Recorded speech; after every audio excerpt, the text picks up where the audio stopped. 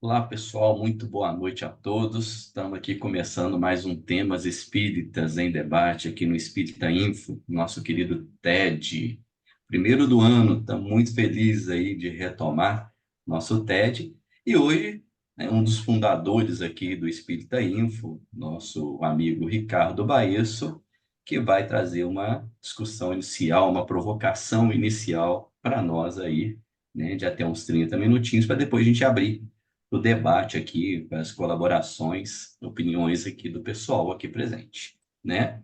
O tema da noite, podemos falar sobre Deus? É sobre isso que nós vamos conversar, e aí a gente vai até 9h15 nessa conversa. Vou pedir para nossa companheira Beth fazer uma prece, e aí a gente já passa a palavra para o Ricardo. Amigo Jesus, é com profunda gratidão que nós nos encontramos reunidos, buscando a presença carinhosa dos nossos amigos espirituais, que nos dirigem, que nos intuem e que acompanham os nossos estudos. Muito obrigada, Senhor, por essa oportunidade. Envolve-nos no seu amor. Dá-nos a sua luz e fica conosco, Senhor. Assim seja. Assim seja. Então, pessoal, lembrando, vamos para cerca de 30 minutos de apresentação do Ricardo, então passamos aí para uma conversa de uns 45 minutos com os nossos amigos aqui presentes. Lá, Muito bem, Ricardo. pessoal, vamos lá então buscar mais uma reflexão nesse nosso espaço virtual. Ele vai projetar para a gente os slides, porque eu não consegui superar a técnica, e ele vai começar projetando para a gente aí o primeiro. Sobre Deus. Como habitual no TED, a gente propõe uma pergunta como uma motivação para as reflexões, né? Então, a pergunta que a gente propõe é essa: nós podemos conversar sobre Deus? É uma resposta meio paradoxa, porque nós já estamos conversando sobre Deus, né? O TED é exatamente sobre esse assunto. Mas eu pretendo, na conclusão final, dizer que a resposta é não. Que, na verdade, embora a gente tente conversar sobre Deus, melhor seria não fazer. Próximo, Eli. Como é o nosso primeiro TED, eu não podia deixar passar a oportunidade de enviar um abraço de todos nós para o Mourão, que foi um dos fundadores do Info, está conosco desde o início, foi motivador de vários TEDs, e particularmente com relação a esse tema, nós conversamos muito nos nossos cafés, e algumas coisas que eu vou falar aqui foram ideias dele, foram insights dessa mente genial que nos deixou no final do ano passado. Seguinte ali, tem uma anedota que conta que algum tempo antes do dilúvio, Deus apareceu para Noé e lhe falou do que lhe cabia nessa situação toda. Construir uma arca, pegar um casal de cada espécie, colocar na arca e esperar a água abaixar para que o mundo fosse repovoado. Diz a história que Noé já era bem idoso e, diante dessa determinação de Deus, ele sentiu-se enfraquecido, até com uma relativa preguiça, né? E voltou e disse assim: mas, meu Deus, o senhor é o dono do mundo, o senhor tem todo o poder, o senhor que vai criar o dilúvio, por que o senhor mesmo não faz a arca e põe a gente lá com os bichinhos dentro? E conta-se, então, que Deus deu essa resposta, Eli.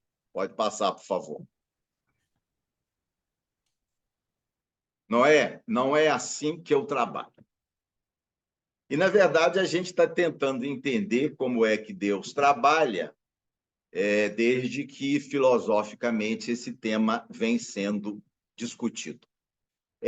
Um outro título para esse nossa reflexão seria o seguinte, por favor, Eli, que eu acho que é até mais apropriado, seria da impossibilidade dos atributos de Deus. Porque, na verdade, desde muito antes da tradição judaica e da tradição cristã, as tradições religiosas já propunham qualificativos para Deus.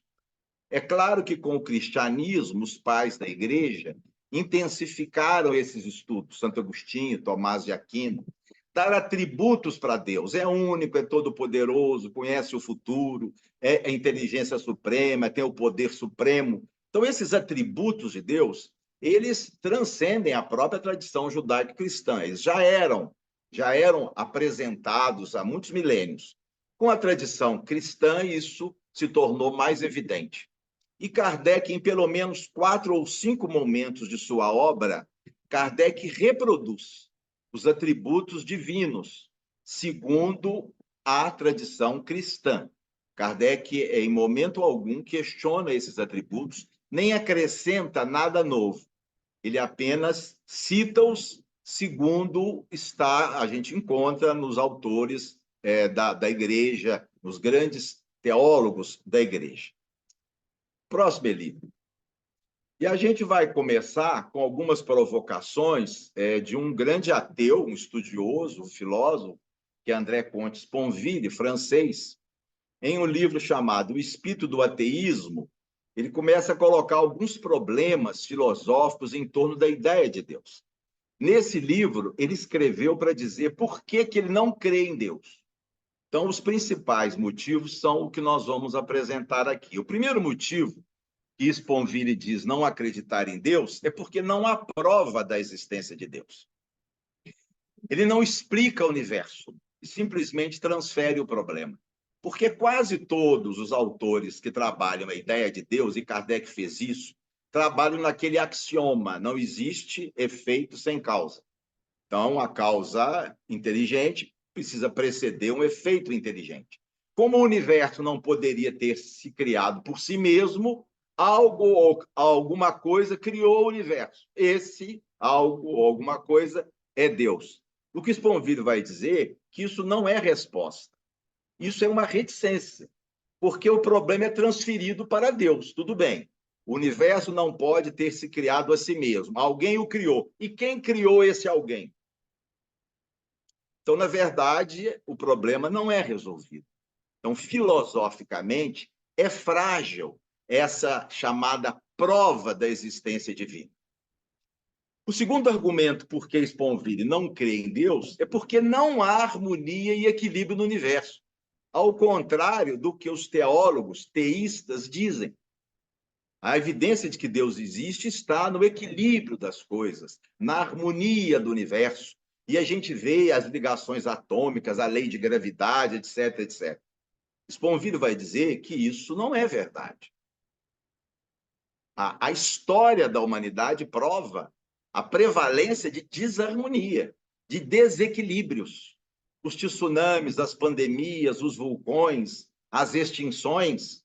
Então, essa ideia de que Deus poderia ser admitido pela harmonia do universo, segundo Sponville, não é verdadeiro, porque não existe essa harmonia. Terceiro argumento, porque ele não crê em Deus, porque nem todos têm experiência dele. Ele diz assim, se Deus existisse, deveria ser muito mais visto e sentido. Muitas pessoas nunca viram Deus, nunca sentiram Deus. Então ele diz assim, bom, se Deus é assim, essa coisa tão extraordinária, se ele é real, todos deviam vê-lo, todos deviam senti-lo, todos deviam saber da sua existência. E isso não é verdade. E a tendência, principalmente no norte da Europa, é aumentar exponencialmente o número de pessoas que não creem em Deus. Seguinte, Eli, por favor. Ainda mais 3 argumentos do Sponville porque não creio em Deus. O 4, a existência do mal. Diz ele assim, a vida é difícil demais, a humanidade é fraca demais, o trabalho é extenuante demais para que exista alguém que criou tudo isso, que detenha todo o poder, toda a inteligência e toda a bondade. Se realmente existisse um Deus com esses qualificativos que lhes são dados, a vida não deveria ser tão difícil, a humanidade nem tão fraca e nem o trabalho tão cansativo. Um quinto argumento, por que Sponville não crê em Deus? A mediocridade humana. Quanto mais conheço os homens, escreveu ele, menos posso crer em Deus. Se existisse Deus, as suas criaturas, as suas criações, deveriam ser melhor do que são.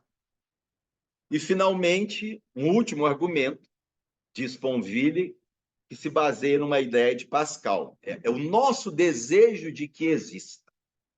Pascal dizia assim, nós temos tudo a ganhar com a religião e nada a perder. A invenção de Deus foi algo extraordinário, até mesmo para justificar as injustiças, dar esperança aos que sofrem, etc. Então, é uma ideia tão brilhante que realmente ela só pode ter existido na mente de pessoas inteligentes. Portanto, Deus é criação humana. O seguinte, Eli, eu vou apresentar ainda alguns problemas dos atributos de Deus, conforme nós admitimos, aqui já com uma pitada espírita. Primeiro, um tema que já foi discutido por nós, a destruição necessária dos seres vivos. É um problema filosófico.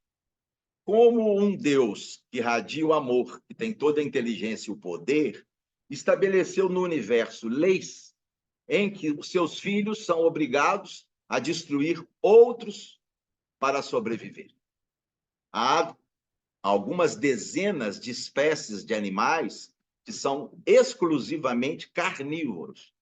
Só se alimentam de outros seres sencientes, também animais.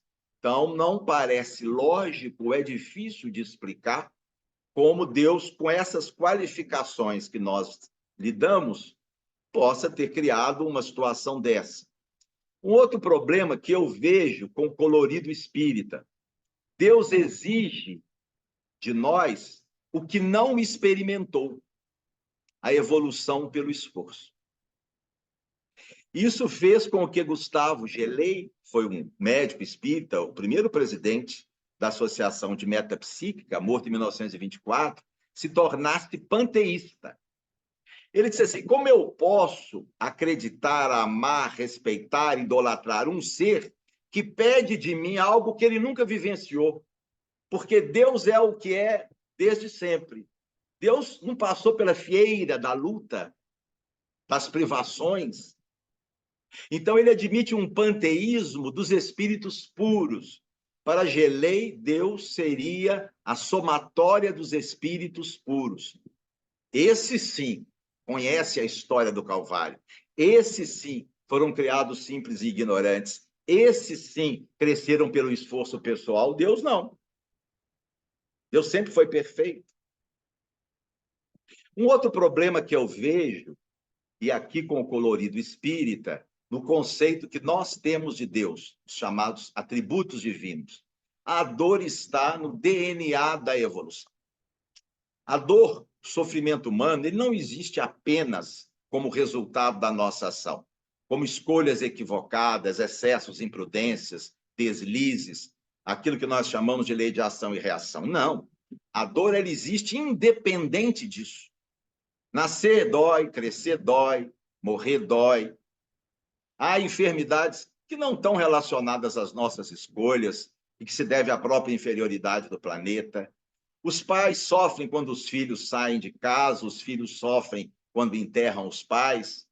Então, como um ser que detém toda a bondade iria estabelecer leis onde o sofrimento estaria inato, próprio, onde os próprios filhos não poderiam se furtar dele grande parte das vezes. E, finalmente, um quarto problema filosófico que eu vejo na admissão de Deus com os atributos da tradição cristã. O sofrimento expiatório proposto pela lei divina, ele não poupa ninguém. A lei de Deus atinge bebês recém-nascidos, e idosos com mais de 90 anos. A lei frágil dos homens não faz isso. A lei frágil dos homens não é capaz de penalizar um bebê recém-nascido. A lei de causa e efeito penaliza. Quantos bebês já nascem com uma série de problemas que vão sofrer, morrer pequenininhos? A lei humana não condena um indivíduo aos 90 anos. A lei de Deus condena. Sofrem como qualquer outro. Como a gente admitir um ser que detém toda a bondade e que estabeleceu uma lei que começa a prevalecer com o indivíduo ao nascer, e já bem idoso, com toda a fragilidade de um velhinho? Então, são alguns problemas que eu vejo na forma em que nós temos entendido Deus, ou temos qualificado Deus. Então, a gente pode questionar aqui os atributos divinos. Próximo, Eli, por favor. Deus como suprema inteligência. De que inteligência nós estamos falando? O planeta Terra já teve pelo menos 5 grandes extinções em massa. A última, há cerca de 65 milhões de anos, acabou com os dinossauros. Mas nós tivemos outras em que quase toda a vida foi extinta. Imagine um engenheiro que construiu um prédio e que vai ter que reconstruir esse prédio 5 vezes. Imagine um dentista que coloca um implante e vai ter que refazer esse mesmo implante 5 vezes. Imagine um cirurgião que operou uma vesícula e vai ter que operar essa vesícula 5 vezes. Podemos dizer que eles são qualquer coisa, menos inteligentes. Quando a gente diz que Deus é a inteligência suprema, de que inteligência nós estamos nos referindo? Não é a inteligência como nós a conhecemos. O que é que a gente entende como inteligência? Capacidade de resolver problemas novos, de aprender com a experiência, de criar coisas úteis à comunidade, de se adaptar ao meio. Nada disso se aplica a Deus. Então, dizer que Deus é a inteligência suprema é um equívoco, porque isso não quer dizer nada e não se identifica com o conceito de inteligência que nós temos. Um outro, Eli, mais um outro atributo de Deus. Deus tem todo o poder. Mas é esse poder que permite o sofrimento de inocentes? O rabino Haroldo Kuzner, ele, quando perde o filho de 14 anos, ele era um conceituado rabino na cidade de Boston, ele entra numa crise de fé, porque ele não podia entender como ele e a esposa, dedicados a Deus desde sempre, podiam ver ceifada a vida do seu filho aos 14 anos, e nessa crise de fé, ele decide, ele faz a opção de riscar esse atributo de Deus. Deus não detém todo o poder. Se Deus tivesse todo o poder, não iria permitir que isso se desse com o meu filho. Então, a gente começa a entender, se Deus tem todo o poder, não tem toda a bondade, nem toda a justiça, porque permite que certas coisas aconteçam. Próximo, Eli. Um outro atributo de Deus, a suprema justiça. Espera lá. Mas não é isso que a gente vê. Há problemas, há sofrimentos, há desastres que não são criados pelos homens. Se não é criado pelos homens, é criado por Deus. Que justiça é essa? A que justiça a gente se refere? Não é a justiça como nós a entendemos. Portanto, dizer que Deus é a suprema justiça é um qualificativo que é inadequado perante os conceitos de justiça. E mais uma, Eli. Deus é a suprema bondade. Mas que bondade é essa que se manifesta de formas de tamanho sofrimento? A resposta pronta dos espíritas, nossa, é sempre a mesma. Não, mas eles estão buscando o auto-perdão. Eles fizeram muita bobagem no passado, vêm através do sofrimento para se pacificar. Mas um de nós seria capaz de fazer com um ente que ama, mesmo em seu benefício, uma coisa dessa? Ou a gente criaria outras alternativas para ele buscarem o auto-perdão e a paz de consciência. Eu não teria coragem de fazer isso com uma pessoa que eu amo, mas a lei de Deus faz. Então, de que bondade nós estamos falando? O que eu quero mostrar, minha gente, é que esses atributos de Deus são fajutos. Eles são equivocados. Eles são racionalmente inapropriados. Dizer que Deus é inteligência suprema, tem todo o poder, toda a bondade, toda a justiça. Não com os conceitos que nós possuímos, de inteligência, de poder, de bondade e de justiça. Seguinte, Eli, notem que Leon Denis, ele discorda um pouco do seu mestre Allan Kardec. Leon Denis sempre considerou Kardec como o mestre. Mas se não refere às questões de Deus, ele segue uma outra linha. Deus define, Kardec propôs uma definição de Deus, e Kardec trabalha a ideia de provas da existência de Deus. Olhem que texto sensacional de Leon Denis depois da morte. Definir é limitar. Em face desse grande problema, a humana fraqueza aparece. Deus se impõe ao nosso espírito, mas escapa a qualquer análise. O ser que preenche o tempo e o espaço não será jamais medido por seres que o tempo e o espaço limitam. Querer definir Deus seria procurar vê-lo, quase negá-lo. Para mim, é um dos textos mais admiráveis do Leon Denis e que ele caminha nesse sentido. Não tente definir, não tente qualificar, simplesmente admita a sua existência. Pare por aí. O próximo, Eli. Simone Weil, que foi judia, mas que se tornou cristã, morreu muito jovem, com 34 anos, em 1943, escreveu coisas belíssimas sobre Deus. Nesse livro, Espera de Deus, ela diz assim: desde a adolescência eu achava que o problema de Deus é um problema cujos dados estão faltando aqui embaixo, e que o único método eficiente para evitar resolvê-lo de maneira errada era não perguntando. Deus só pode estar presente aqui embaixo em segredo. Então, Simone vai dizer sobre Deus, o melhor é não perguntar. Não pergunte porque não há resposta. Deus é uma equação em que faltam os dados. E sem dados, uma equação não pode ser resolvida.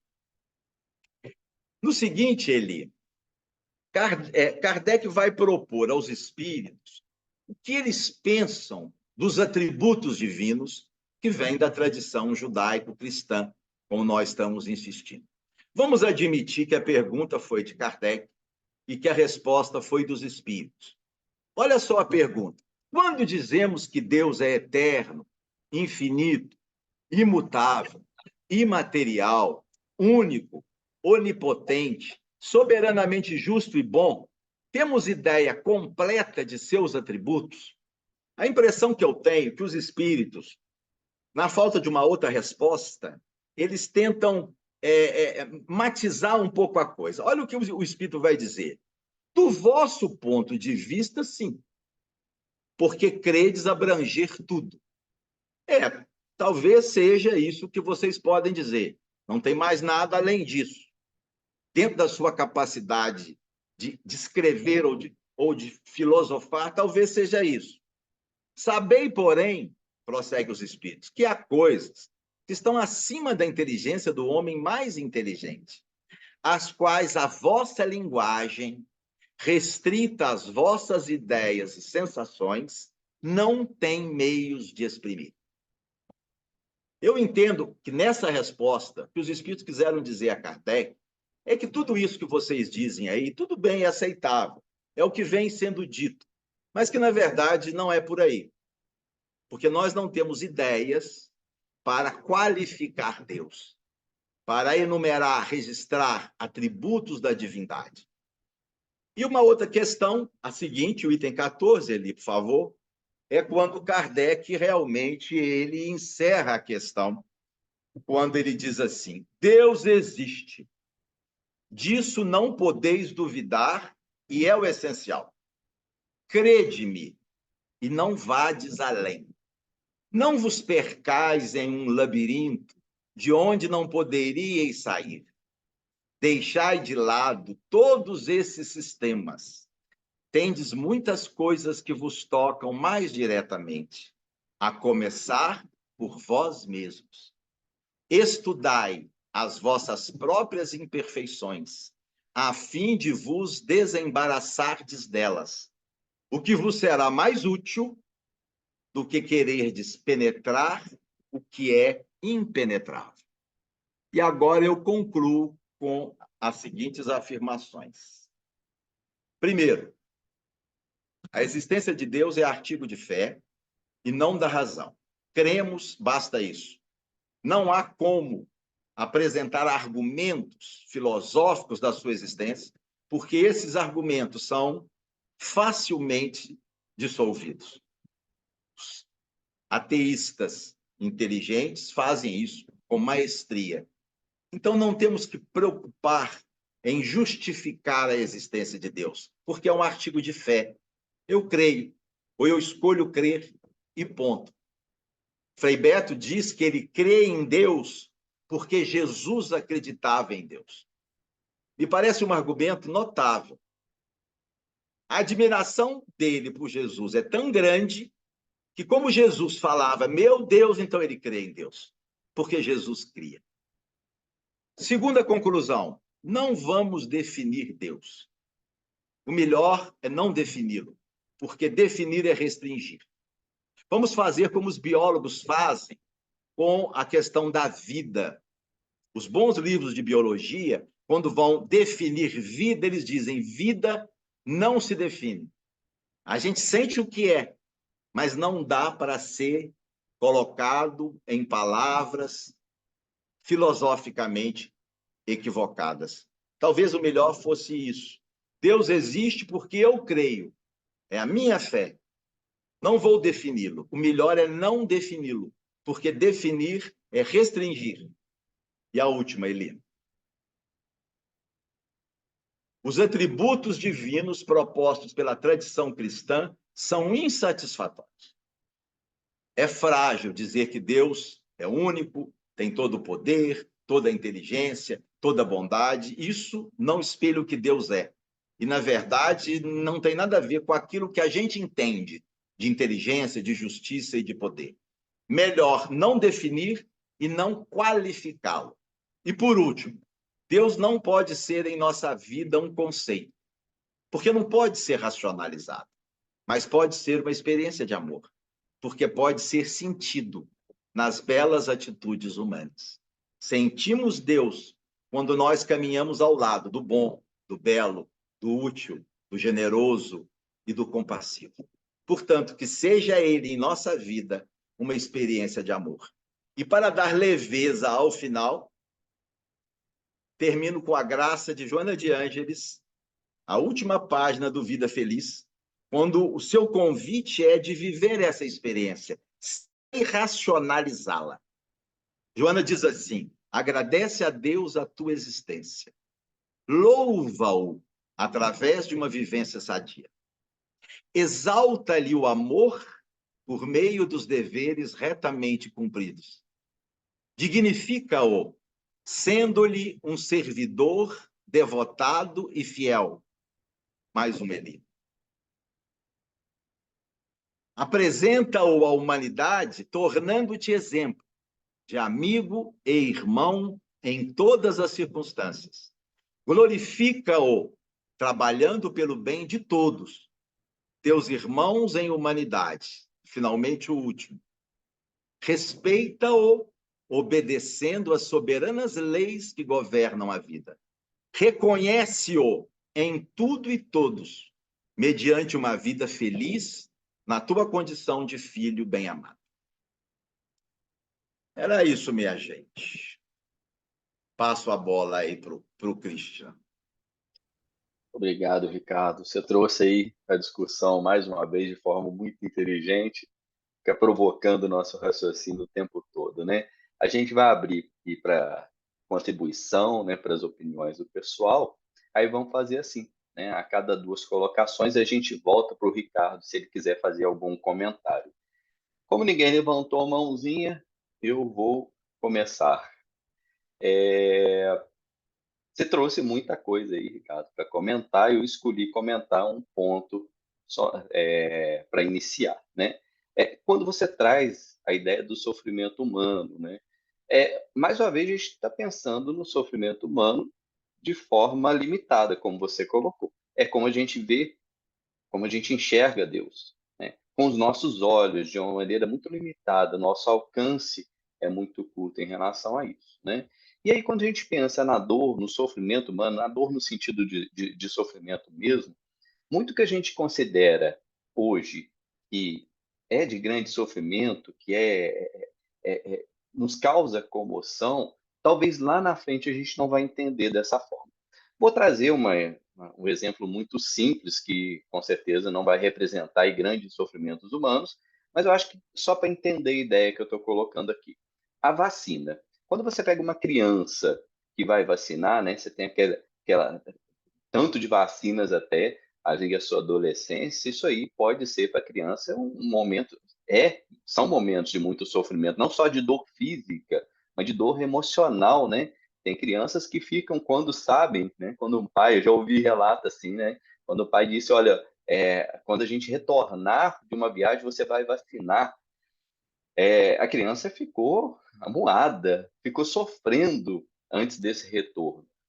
E quando na vida adulta, isso já não é sofrimento, já passa a ter um outro significado na vida da pessoa. Então, a própria pessoa, né? Nós mesmos vamos buscar uma vacina, enfim, vamos buscar isso que a gente entendia lá atrás, que era um sofrimento. Então, isso representa, eu entendo, a forma como nós enxergamos também o sofrimento. Talvez lá na frente, em algum momento, a gente vai perceber esse sofrimento como parte de um aprendizado, como parte de uma encarnação, simplesmente, né? Fato que pode ocorrer ou não conosco, mas que não vamos enxergar com esse horror. E não estou minimizando muitos sofrimentos que a gente vê, não é isso, não. Né? Só que talvez lá na frente a gente não enxergue dessa mesma maneira. E outra coisa que eu aprendi com o Espiritismo é que se a gente faz um recorte de uma encarnação, talvez a gente não compreenda o sofrimento de um sujeito. Mas se a gente vai entender, e eu não estou trazendo aquela história de estar pagando, porque eu não gosto muito disso não, estar pagando o que fez no passado. Não é isso não. Mas se a gente entender a trajetória de um espírito, talvez nessa trajetória, naquele momento ali, naquela encarnação, ele esteja passando por uma situação que é consequência ou parte, ou às vezes ele, de alguma forma, buscou isso, atraiu isso para ele, aquele sofrimento, como parte de um aprimoramento, de um processo evolutivo, de um progresso, como parte de um processo evolutivo desse espírito, né? Mas naquela encarnação ali, se a gente pega uma criança sofrendo aquilo ali, realmente a gente vai ficar comovido e dizer que não há motivo para isso, que não deveria ocorrer. Eu acho que é assim, né? Nós precisamos olhar para o outro com um pouco mais de carinho, um pouco mais de amor, sentir essa dor do outro, sentir compaixão, tentar fazer pelo outro, né? Mas eu acho que a gente consegue compreender enxergando com a nossa régua para além de uma encarnação, né? Pensando na história de um espírito e não na personalidade daquela encarnação naquele momento. Então, seu comentário que eu tinha a fazer aí, quem quiser pode levantar a mãozinha virtual aí, ou se inscrever para participar, para comentar.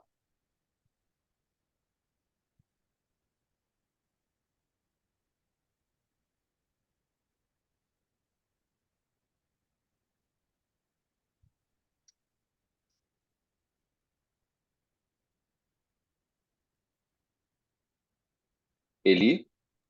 Muito complicado. Enquanto o pessoal pensa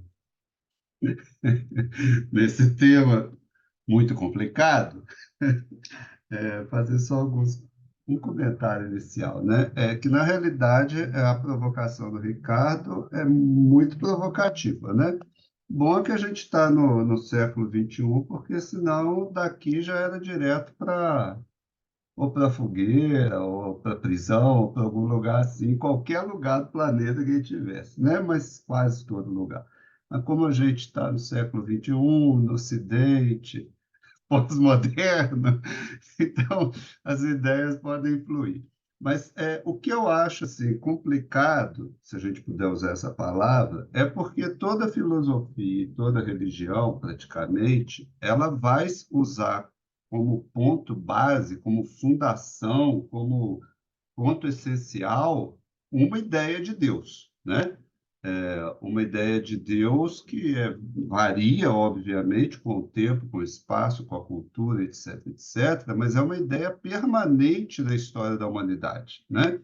Desde que os homens, pelo menos que a gente tem notícia, né? Desde que os homens, até talvez antes, né? É, é, passaram a se reunir, viver uma vida mais social, a ideia de Deus é a ideia que regula a vida dessa sociedade ou desse agrupamento, né?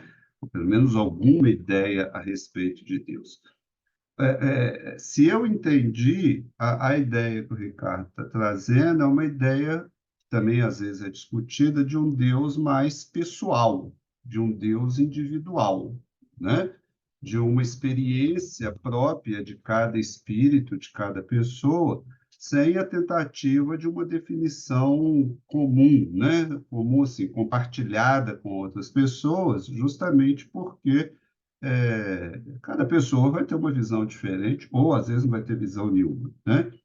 A questão é que na estrutura social e cultural que a gente vive, a ideia de Deus é aprendida, né?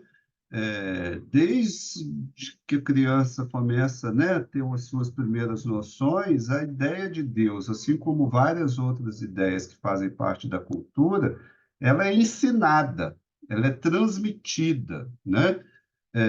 E, de certa forma, assim, com muitas exceções, obviamente, a maioria de nós cresce com uma ideia de Deus que foi transmitida para a gente.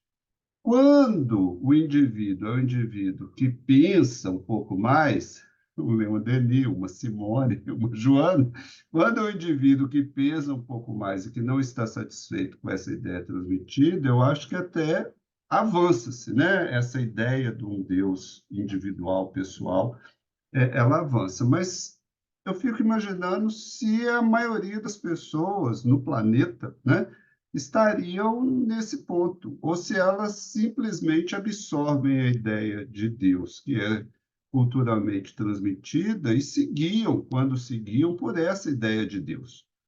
Né? Por quê? Porque, como é uma construção, nessa altura eu acho que isso é claro, né? Que a ideia de Deus é uma construção humana e que por isso varia de tempo, sociedade, cultura, etc., etc., é meio óbvio que a ideia de Deus é usada para regular as relações sociais, seja através da religião, seja através de mecanismos da filosofia, mas ela está no fundamento, por exemplo, das leis que uma sociedade vai admitir ou que uma sociedade vai estruturar, né? A minha questão para o Ricardo, para não prolongar demais, é essa, né? Será que é possível realmente a gente abdicar de uma ideia de um Deus social, uma ideia compartilhada, uma ideia que é vivida pela cultura, já que essa ideia de Deus compartilhada fundamenta tantas relações sociais, fundamenta tanto a questão da justiça, fundamenta tanto a questão da religião? Será que a gente vai chegar nesse ponto de poder abdicar dessa ideia compartilhada social de Deus? Então, Ricardo, a gente retorna para você, e se você quiser fazer algum comentário. Então, o que eu fico pensando é se essa ideia social de Deus, que vem alimentando a humanidade desde os seus primórdios, de alguma forma ela é útil no melhoramento individual e no progresso coletivo. Eu tenho dúvidas nesse respeito. Quando a gente vê pessoas profundamente teístas, profundamente religiosas, cometendo atitudes bárbaras, inadmissíveis, e vê, por outro lado, pessoas que não têm nenhuma fé religiosa, que não acreditam em Deus, com atitudes tão nobres, eu fico pensando até que ponto deu certo essa ideia, né? ou essa história de Deus, ou esses atributos de Deus. qual o benefício que isso trouxe? A humanidade está melhor por isso? É porque a gente admite um Deus com todos esses atributos que aí estão? Ou esses atributos talvez sejam mais elementos para afastar alguns indivíduos de Deus, não é? Então, o que eu estou colocando em questionamento é exatamente não Deus em si, mas o que nós temos relacionado a ele, a teoria que a gente tem construído a respeito dele, que me parece que ela é fajuta do princípio ao fim, filosoficamente insustentável, fortemente criticável.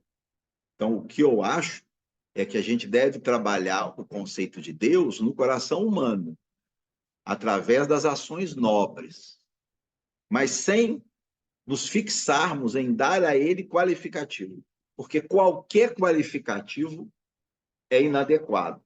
E olhe, os espíritos disseram isso.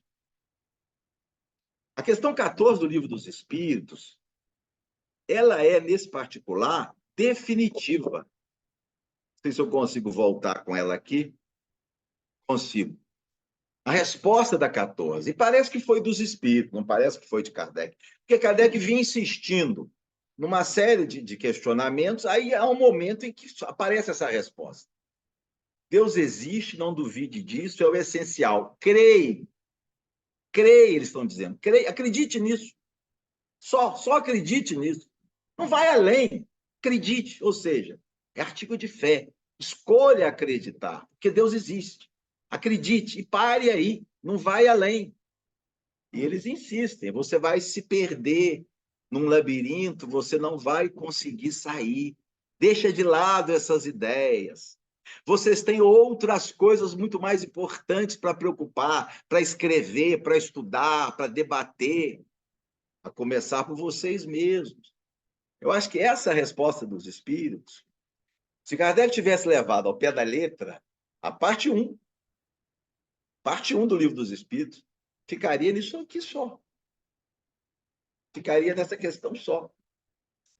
Porque nada mais é possível ir além. Então, o que eu questiono, Eli, é o porquê de nós discutirmos isso. O bem que isso traz. Qual a vantagem que isso traz? Percebe? É nesse sentido. Elias?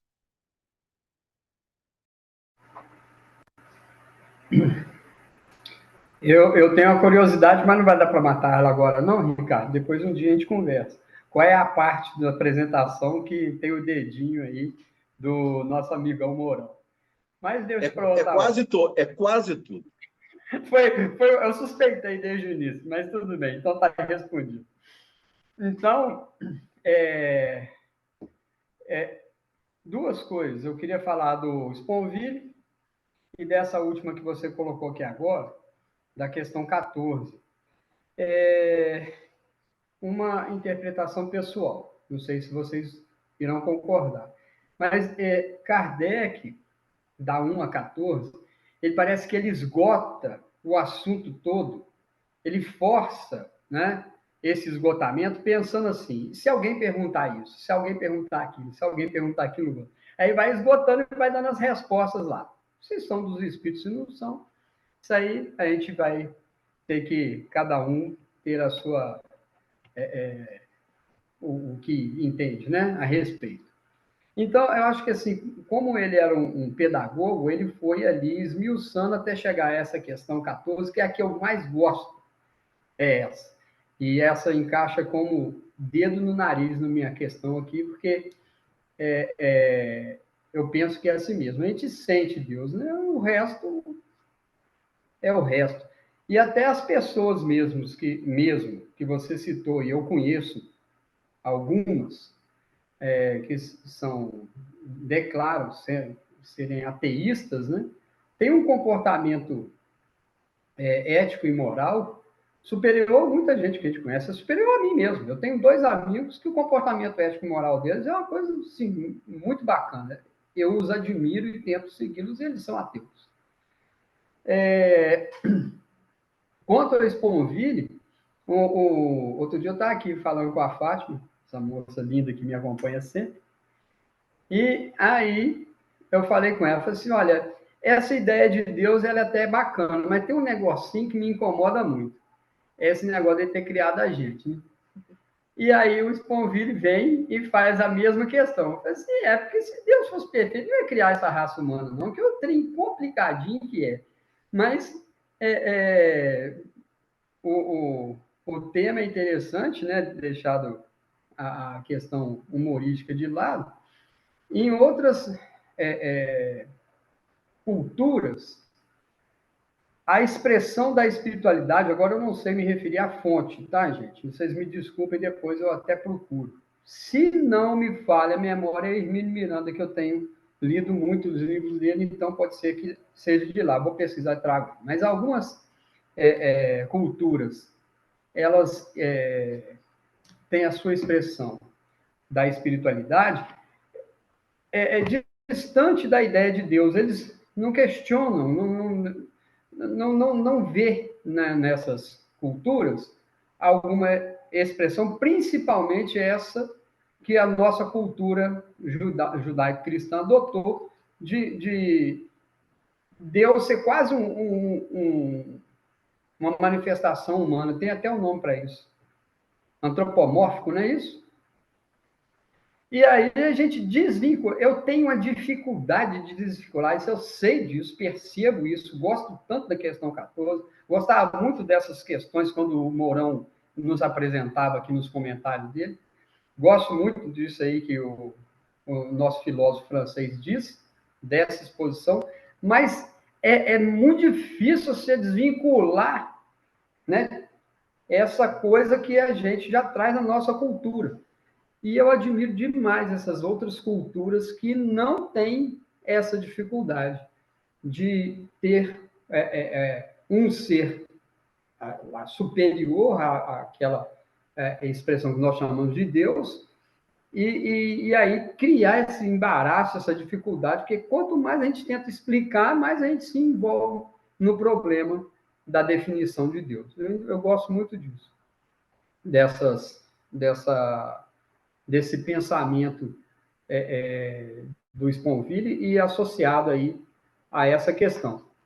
Eu li tem muito tempo depois da morte, esse livro do Leon Denis, para mim, é muito caro, porque foi o primeiro livro espírita que eu li, e que eu falei assim, eu quero ser esse trem. Foi com a leitura desse livro que eu gostava demais, e você nos blindou aí com essa lembrança aí. O que ele diz ali também é muito significativo. Então, eu tenho mais a agradecer do que qualquer outra coisa aí pela exposição. E depois eu vou procurar aqui nas minhas anotações se eu encontro o que eu disse há pouco. Essas culturas, elas não têm essa ideia antropomórfica de Deus, e isso para mim, formidável. Porque aí não tem que ficar qualificando. A expressão deles, a maioria, é com os espíritos dos ancestrais, né, a adoração por eles, a devoção e toda a manifestação que eles têm de espiritualidade é com os espíritos dos seus antepassados. Eu acho isso muito bonito. E era isso que eu queria dizer por hoje. Amanhã aberta a mais participações.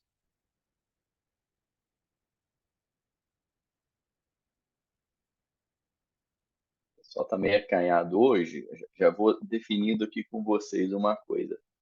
Hoje, neste momento, nós podemos falar sobre Deus. Então, fiquem à vontade de comentar. Como ele disse, 19. Ninguém vai para a fogueira. 19. Boa noite a todos. Há uns 20 anos atrás, eu lecionava aqui em Brasília e eu tive uma aluna que ela não conhecia o mar. Ela conhecia através da televisão, né? Mas ela nunca tinha ido ao mar. Não sabia a sensação de estar próximo ao mar. Conterrânea aqui de Goiânia tinha que ser, né? Aí, um amigo, brincando conosco, né? Ele é aviador, piloto, ele falou, esse final de semana eu vou estar ao Rio, eu vou trazer um copo d'água do mar para você. E eu fiquei com aquilo na cabeça. Será que Lógico que ele não fez isso, foi só uma brincadeira. Será que aquele copo d'água, se eu entregasse a ela, ela saberia o que seria o mar? Depois eu estava pensando, e se eu levasse ela até a praia, colocasse ela de frente à Copacabana, ou a Praia do Forte, né? Nossa praia lá dos mineiros, né? Ela saberia o que seria o mar? Ela poderia ter as sensações da gente ali, mas ela conheceria o mar? Não.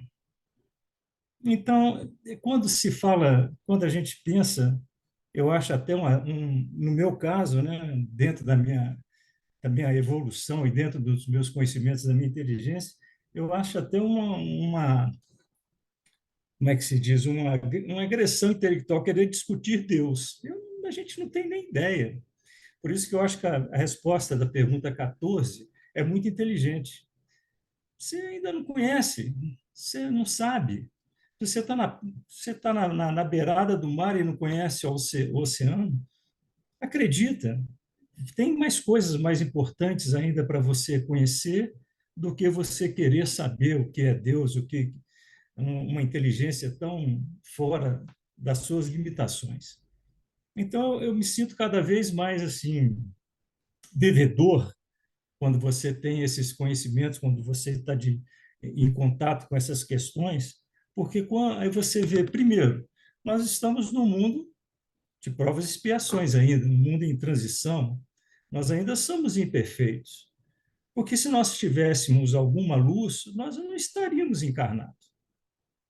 Nós não estaríamos aqui. Se estamos encarnados, é porque nós ainda somos imperfeitos. Como diz o doutor Haroldo, é muito fácil saber a sua evolução. É só se perguntar a você: você tem intestino? Se você ainda tiver intestino, meu amigo, você ainda está devendo muita coisa. O Haroldo diz isso. Então, eu acho que a resposta do item 14 ela sela esse nosso compromisso. Acredita, crê, tem outras coisas para você preocupar, vai se aprimorar, vai se conhecer. Não adianta você pegar e me colocar de frente à divindade, que eu não vou conseguir nem vê-la, não vou ter nem condições de observar e de ver a grandiosidade e o tamanho desse ser. Você não tem nem parâmetros, você não tem nem condições de visualizar, quanto mais querer entender essa grandeza, esse potencial todo. Então, eu acho muita pretensão da minha parte, né, principalmente, querer chegar até essa conclusão de que o que vem a ser, o que é Deus, onde ele se manifesta. É lógico que ele existe, claro. Já tem aí muitos cientistas já comprovam, se a Lua fosse de um tamanho menor ou maior, as marés já iam causar um transtorno na Terra e a vida poderia até se destruir pela distância e pelo tamanho. Então, alguma coisa, alguma inteligência há. Eu prefiro chamá-la de Deus porque eu ainda não tenho inteligência suficiente, conhecimento suficiente para saber do que se trata. Então, eu acredito em Deus, graças a Deus.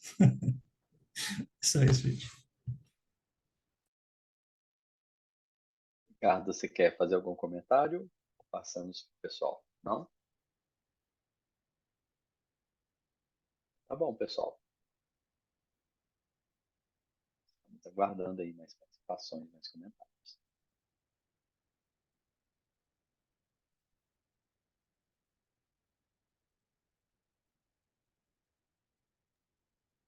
Numa dessas conversas com o Mourão, ele me perguntou se eu já tinha alguma vez admitido a hipótese de que tudo isso que a gente fala, os princípios espíritas, de que tudo isso não existisse. Se alguma vez eu já tinha parado para pensar. Aí a minha resposta que eu dei para ele foi a seguinte: Mourão, eu escolhi acreditar em tudo isso. E eu fico pensando se realmente é uma escolha nossa. Crer em Deus é uma escolha? A gente escolhe crer? Ou é o resultado de um processo muito antigo, de milhares de coisas que foram acontecendo, de experiências que fomos vivendo e que, de alguma forma, essa crença se estabeleceu em nós. Não como uma escolha, mas como um resultado de experiência. Eu hoje tenho dúvida. Porque se fosse apenas escolha, o melhor seria todo mundo escolher, não? Se, como o próprio Sponville diz, crer em Deus é uma ideia genial, porque Deus consola, Deus alimenta, né? Fortalece a alma, estimula o bem. Então, criação de Deus, caso ele nunca tenha existido, foi algo genial, né? Tem um filósofo que disse isso, não me lembro quem, né? Se Deus não existisse, ele teria que ser inventado. Então, se é tão bom assim, a gente deveria escolher. Crer em vida depois da morte é muito bom. Saber que aqueles que a gente ama continuam existindo e que a gente vai encontrar com eles. Então, quem escolheria não crer? Quem escolheria não crer? É burrice, não é? A gente iria escolher crer na imortalidade da alma, na vida depois da morte, etc. Então, eu acho, embora eu tenha dado essa resposta para o Mourão, que não é bem uma questão de escolha. Talvez não seja escolha, seja um impositivo evolutivo próprio de cada um de nós. Mas é uma coisa também que vocês podem opinar se quiserem. Ricardo, seria além desse impositivo que você colocou, também um impositivo social, não? Quando a gente reencarna, a gente já encontra um sistema econômico, a gente já encontra também Deus presente, né? E mesmo o seu posicionamento de acreditar ou não em Deus é diante da existência de Deus. Eu não acredito nisso que a sociedade coloca, né? Mas está ali uma referência. Então, até onde a gente poderia escolher? Porque a gente já nasce ouvindo, vivendo isso o tempo todo, e quando na vida adulta a gente escolhe não acreditar naquilo que está ali presente. Então a gente ainda escolhe como referência, né? Enfim, seria possível mesmo essa escolha? Pois é, Christian, Quer mas olha comentar? só. Tem evidências de que as coisas às vezes são diferentes.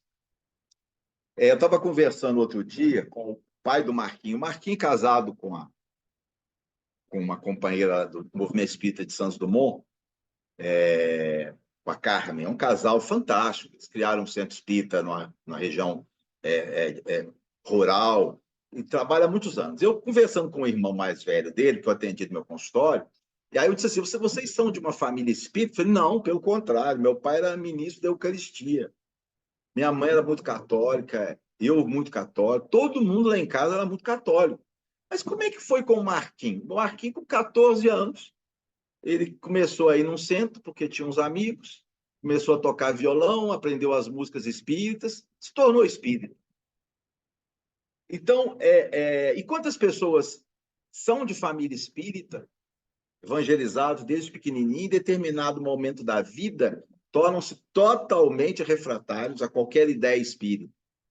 Então, se a questão fosse fundamentalmente uma questão social, de reproduzir a criação, eu acho que nós não veríamos tantos exemplos assim, que transcendem a família, que transcendem o meio, percebe? Então, eu acho que talvez seja uma experiência pessoal, não dessa encarnação, uma experiência pessoal. É uma construção de milênios. Mas é apenas uma opinião, né? A Leidiane colocou no chat ali, meio a meio. Talvez, né, Leidiane? Boa noite a todos e todas. Eu achei a sua apresentação maravilhosa, Ricardo. Tão boa, mas tão boa que eu estou aqui muito tensa, porque o tema é complexo e é simples, né, se você for ver de um lado, mas é complexo justamente porque ele envolve. Eu acho que a grande complexidade desse tema é porque ele envolve aquilo que você falou, crença e fé, né? Se a gente for pensar nisso, o tema fica bem delicado, Mas, ao mesmo tempo, você questionou, né, se seria escolha ou não. Eu penso, para mim, eu acredito que nós temos que respeitar, né, o que cada um, o que cada um entende, como cada um se relaciona, enfim, isso aí é óbvio, né? E por não alcançarmos essas construções e o porquê dessas construções e para que dessas construções, o que que aconteceu conosco ao longo de todas essas caminhadas que nós tivemos de várias reencarnações, o que foi acontecendo conosco aqui no planeta para que nós tenhamos construído, porque é uma construção humana, né? Construído esse entendimento para a gente explicar, né? É um entendimento que cada um explica o que está aí. Para mim, Arlene, eu, eu continuo, vou continuar raciocinando, trazendo a razão para dentro desse entendimento de Deus, porque para mim é importante, né? Como tudo que a gente lida aqui no planeta, digamos assim, tudo que a gente faz, que tem a mão humana, tudo que tem é a construção humana a partir a partir de interesses, a partir de políticas, a partir de vontades, a partir de N questões, né, que fazem parte do nosso dia a dia. Acredito que, por isso tudo, como o Christian falou e o Eli também falou, e você falou, acho que todos falaram aí, né, essa questão de Deus, estou falando da construção, tá, gente? Eu não estou falando das crenças individuais, não. Estou falando disso, não. Eu penso que essa questão de Deus é uma questão muito séria, porque ela regula, sim. Ela regula, né? Ela padroniza, ela constrói coisas dentro da gente, ela constrói coisas boas, né? Por um determinado ponto, e em determinado ponto pode construir coisas não tão boas assim. Então, assim, eu penso que a questão não é o Deus individual, não é o nosso conceito, não é a nossa relação. Eu penso que Arlene, para mim, eu preciso tensionar, eu preciso problematizar todas essas construções humanas, até porque isso faz parte do entendimento sobre eu mesma, né? Eu não estou aqui para falar de religião, nem de religiosidade. Eu estou falando de uma questão muito concreta, pontual, né? Quando eu vejo o Novo Testamento, ele foi escrito por quê? Por pessoas, é uma construção, né? Os livros todos são construções. Então, eu acho que esse Deus, vocês estavam falando, eu fiquei lembrando, né? Eu fui católica, eu dei aula de catecismo. No fundo, eu acho que eu nem sabia porque que eu estava ali.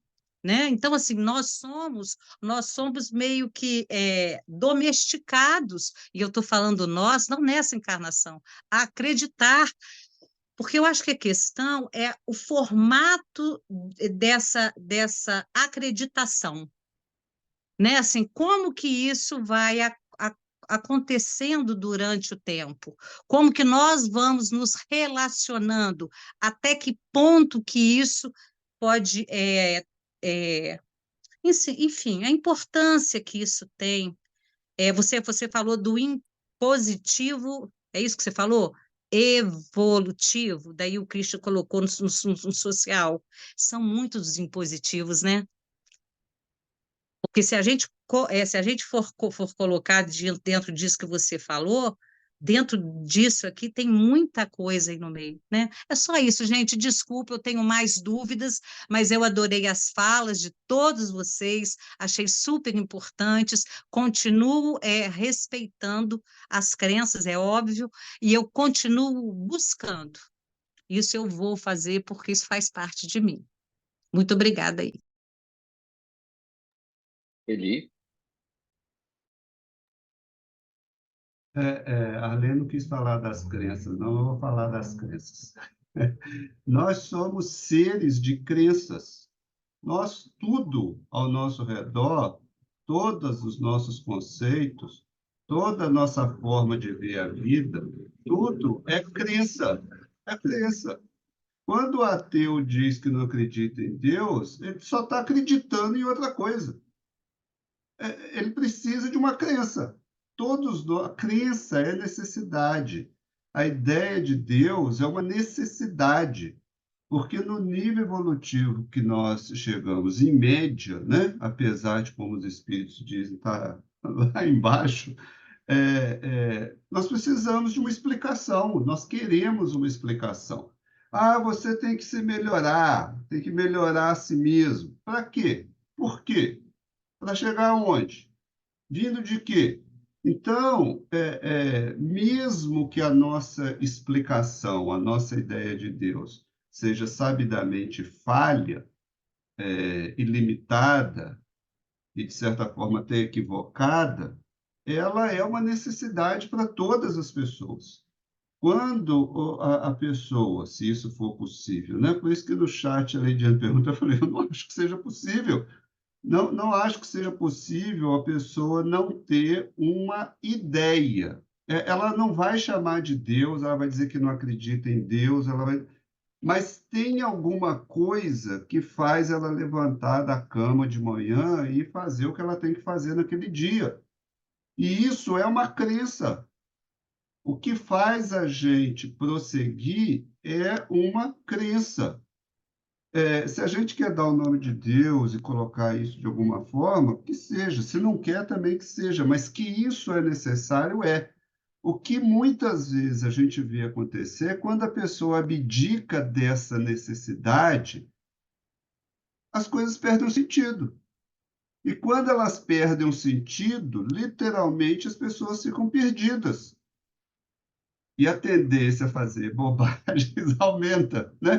Porque quando a gente está perdido, a tendência a gente cometer equívocos em relação a nós mesmos, em relação ao próximo, em relação ao meio que a gente vive, é muito maior. É muito maior. Então, assim, eu vejo a ideia de Deus como a crença em Deus, né? Não o Deus em si, a crença. O que eu quero fazer é essa diferença. A crença, ela é necessária para que a pessoa consiga, de certa forma, ou a maioria das pessoas consiga, de certa forma, dar um sentido àquilo que ela está vivendo. Muita gente consegue viver essa vida como encarnado, até como espírito, crendo na descrença, mas muita gente não consegue. Muita gente não consegue. Então, essa ideia de Deus que é moldada é numa tentativa de dar sentido às coisas que acontecem com a gente.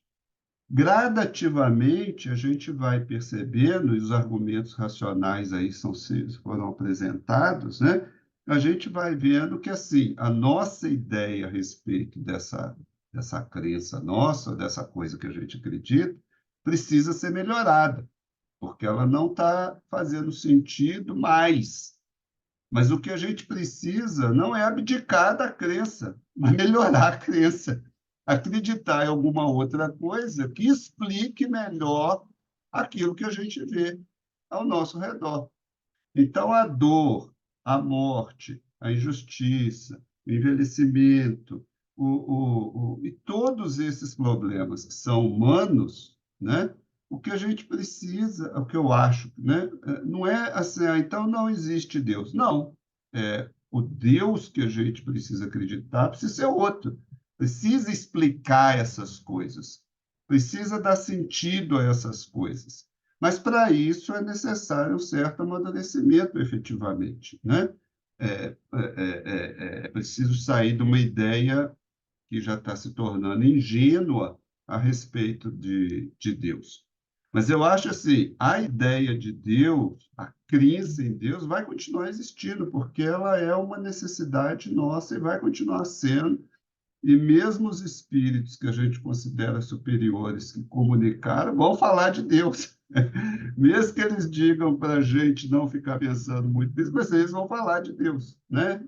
De Deus no sentido o mais diverso possível. Então, eu acho que assim, é importante que, quando a gente fale de Deus, a conversa não seja no sentido de tentar convencer os outros da nossa crença, mas é sempre útil conversar sobre Deus nesse clima de liberdade, de ventilar as ideias e de entender que, sobretudo, sem a crença, fica um buraco na vida da gente. Ricardo, nós estamos encerrando já. Você quer fazer algum comentário para finalizar? É interessante porque eu tenho um cunhado, Marcos. Marcos sempre foi católico e, em um determinado momento, ele começou a ir ao centro espírita, assistir algumas palestras. Mas logo, logo ele se afastou e voltou para a igreja. E ele fez uma crítica a nós espíritas, né? Ele disse que os espíritas não falam em Deus. Nas palestras que ele foi, era só Jesus, bons espíritos, Allan Kardec, mas não falava em Deus. Essa crítica o Líderson ouviu também de um muçulmano, quando ele fez o pós-doutorado dele nos Estados Unidos. Ele tinha um colega, também geneticista, muçulmano, e ele dizia: larga essa história de ficar com esses profetas aí, larga a mão disso, não leva a nada, o negócio é Deus, Deus. E realmente, nós espíritas, a gente tende, por exemplo, nas nossas preces, serem direcionadas a Jesus, não é? Ou a o anjo guardião. Kardec falava, a gente podia orar pelo anjo guardião. Então, a gente já no próprio DNA espírita, a gente já tem essa dificuldade realmente, né? De trabalhar a ideia de Deus, e a gente a concretiza, a materializa em algo palpável, historicamente identificável, que é Jesus. E eu confesso a vocês que eu estou fazendo um exercício agora, aos 65 anos, para orar a Deus, porque as minhas orações sempre foram direcionadas a Jesus. Quando eu tentava orar a Deus, eu me perdia na falta de um sentimento que potencializasse a prece. E aí eu caminhava e ia para Jesus mesmo. Então, eu estou fazendo um exercício agora de tentar orar a Deus, porque é uma forma também da gente se preparar, porque talvez lá do lado de lá seja Deus mesmo.